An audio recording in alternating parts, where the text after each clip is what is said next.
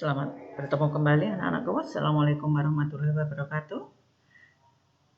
Minggu yang lalu kalian sudah mengerjakan tugas dengan baik tentang aplikasi atau penerapan dari hukum Ohm dan hukum Kirchhoff.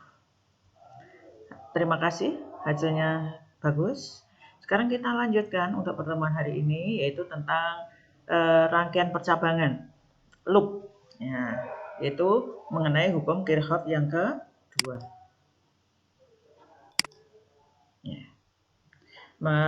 Hukum Kirchhoff 1 kita review, ya, arus yang masuk sama dengan jumlah arus yang keluar. E input sama dengan sigma I out. Ya. Kemudian hukum Kirchhoff 2, aturan tentang loop, ya, jumlah beda potensial yang melewati seluruh elemen dalam suatu rangkaian listrik tertutup sama dengan 0. Sigma loop tertutup, closed loop, delta V sama dengan 0. Ini bahasa fisikanya. Nah, kita ingat yang hukum Kirchhoff pertama, bahwa arus yang masuk I1 melalui percabangan ke I2, I3 berlaku hukum kekekalan. Ya. Jumlah arus yang masuk I1 sama dengan jumlah arus yang keluar. Oke. Nah, sekarang ini Ibu tampilkan video contoh soal penerapan dalam loop. Ya, silakan disimak. Selamat bertemu kembali anak-anak. Pada hari ini kita akan melanjutkan pembahasan kita minggu yang lalu tentang hukum Kirchhoff. Sekarang Ibu akan menerapkan hukum Kirchhoff yang kedua dihubungkan dengan hukum Ohm. Ya, yaitu ingat hukum Kirchhoff bagaimana? Ya, yaitu tentang arus percabangan. Nah, di sini ada gambar seperti ini. Ya, di dalam soal itu ada, ya.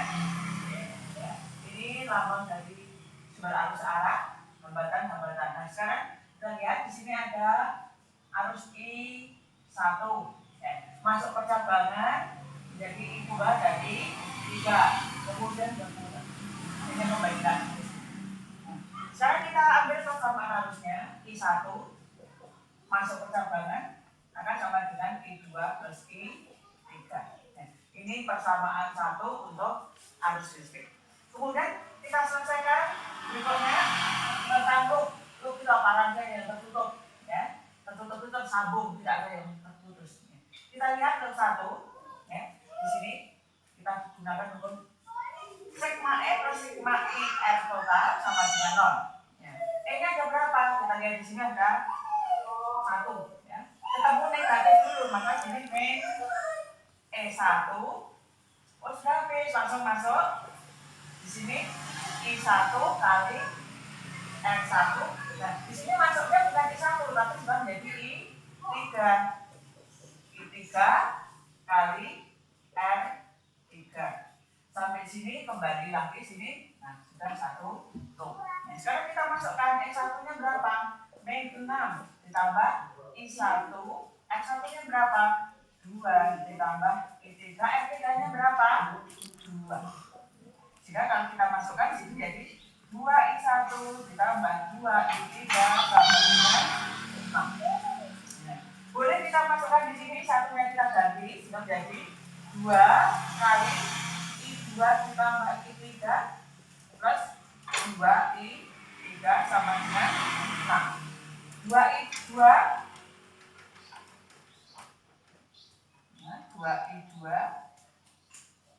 2I3 tambah 2I3 menjadi 4I3 sama dengan 6. Dan kita anggap ini sebagai persamaan yang kedua. Ya, sekarang kita lihat untuk loop yang kedua. Ya, sekarang kita lanjutkan untuk loop yang kedua.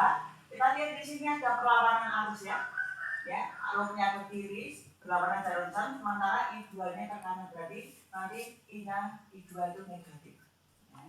Nah, sekarang kita masukkan E2-nya berapa? Ketemu negatif dulu, ya, min 12 dikurangi R2-nya berapa? 4 I2 ditambah R3-nya berapa? 2 I3 sama dengan 0. Kita tulis min 4I2 ditambah 2 I3 dipindahkan ke kanan jadi 12. Katakanlah ini sebagai persamaan yang ketiga. Sekarang kita pakai eliminasi ya.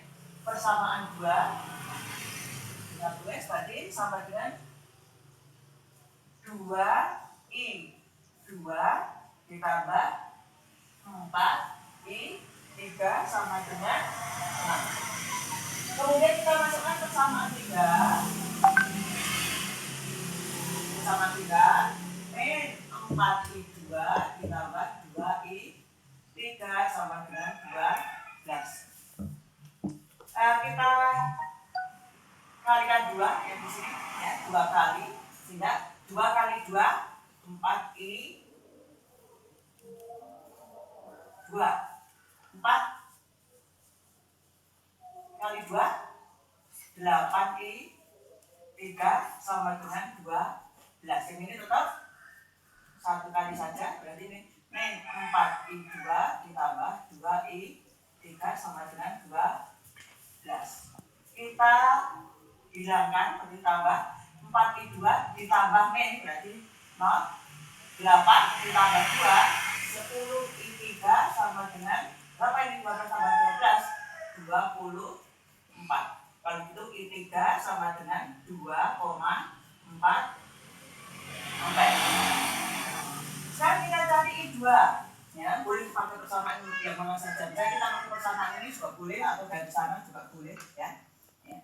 Kita cari 2I2 ditambah 4I3 sama dengan 6. Kita ganti 2I2 ditambah 4 kali 2,4 sama dengan 6. 2I2 ini berapa nih? 16 1 8 9,6 ya. 9,6 sama dengan 6. Berarti 2I2 sama dengan 6 dikurangi 9,6. Jadi berapa ini? Min 3,6. Kalau gitu I2 sama dengan min 3,6 dibagi 2. Berapa ini? 1,8 ya? 1,8, tapi nggak ini nih. Oke, ketemu. I3 ketemu, maka kita cari I1 dari persamaan di sana.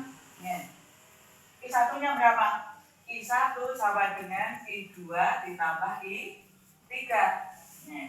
I2-nya tadi min 1,8, I3-nya 2,4.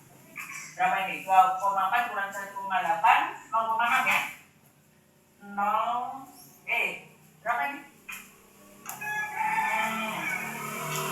Ya, 0,6 ampere untuk I1. Oke, jadi terjelas ya. I1-nya 0,6, I2-nya 1,8 ampere, kemudian I3-nya 2,4 ampere. Nah, ini salah satu contoh penerapan hukum Kirchhoff yang kedua. Oke, terima kasih. Bisa kita lanjutkan untuk materi yang lain. Berikutnya pengukuran besaran listrik, ya, mengukur arus listrik. Ya, ini berhubungan dengan batas ukurnya, ya. Silakan dibaca.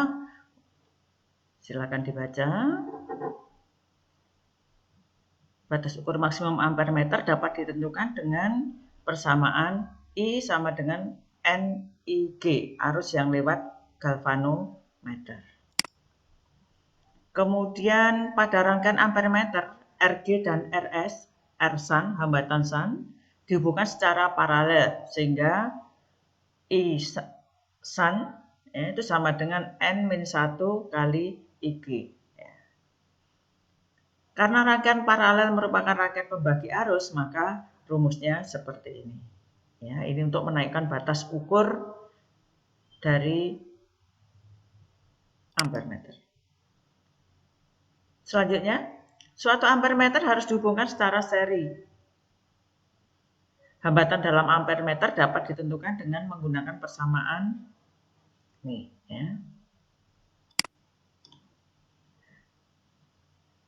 Begitu juga untuk mengukur tegangan listrik, ya, bisa ditingkatkan batas ukurnya. Misalnya galvanometer tadi cuma 10, kalau kita ingin mengukur 100 ya harus ada pengali N-nya. V sama dengan NG. Nah, bagaimana caranya? Menggunakan ini. Karena rangkaian seri merupakan rangkaian pembagi tegangan. Ya, ingat pada hukum sebelumnya, hukum Ohm. Ya. Kemudian dalam voltmeter dapat ditentukan dengan hambatan dalam voltmeter dapat ditentukan dengan persamaan berikut. Ya. R voltmeter, RS seri dan RD dalam galvanometer. Pengukuran hambatan listrik. Untuk mengukur hambatan listrik kita dapat menggunakan salah satu alat yang disebut dengan ohmmeter. Kemudian yang berikutnya energi dan daya listrik. Energi dihasilkan dari aliran muatan listrik dalam suatu rangkaian listrik tertutup disebut dengan energi listrik. Energinya dirumuskan W sama dengan Q kali V. Q muatan, V beda potensial. Kemudian Q itu sama dengan I kali T dan V hukum Ohm, I kali R, maka bisa dimasukkan. Ya. Q-nya tadi adalah B, I kali T, ya, I kali T, kemudian V-nya sendiri adalah RI, sehingga RI kali IT maka menjadi RI kuadrat kali T atau I kuadrat RT. Ya. Atau bisa juga di sini I berarti sama dengan V per R, sehingga V kali V kuadrat dibagi R kali T. Daya listrik. Daya adalah besarnya energi tiap satuan waktu. Ya. W per T, P power daya. Berdasarkan persamaan energi listrik, maka daya listrik dapat ditentukan dengan persamaan seperti ini. Jika suatu peralatan listrik yang memiliki spesifikasi daya dan tegangan tertentu dipasang pada sumber tegangan yang lebih kecil, misalnya tegangan kita adalah 220, ya. Kemudian alatnya punya tegangan 110, ya. Maka daya yang digunakan akan menjadi lebih kecil daripada spesifikasinya, sehingga menurut persamaan perbandingan P2 sama dengan V2 per V1 kuadrat kali P1. Hubungan antara energi, satuan energi dan daya. Ya. Biasanya energi itu satuannya joule. Joule adalah watt sekon. Watt itu adalah P, sekon adalah T. 1 joule itu sama dengan 1 watt sekon. Namun dalam kehidupan sehari-hari, ya, kenyataannya bisa ditulis satuan energi itu kWh. K itu kilo, berarti 10 pangkat 3. Watt hour, hour itu jam. 1 jam 60 menit, 1 menit 60 detik, ya, sehingga jamnya dirubah. Akhirnya 1 kWh itu setara dengan 3,6 kali 10 pangkat 6 joule. Nah, berikutnya kesetaraan antara kalor dan energi listrik. Ya, kalor biasanya kita kalori. Ya, ingat waktu kelas 11 kalorimeter, ya. Q sama dengan MC delta T. Kemudian tadi W sama dengan P kali T. Ya, dihubungkan, ya.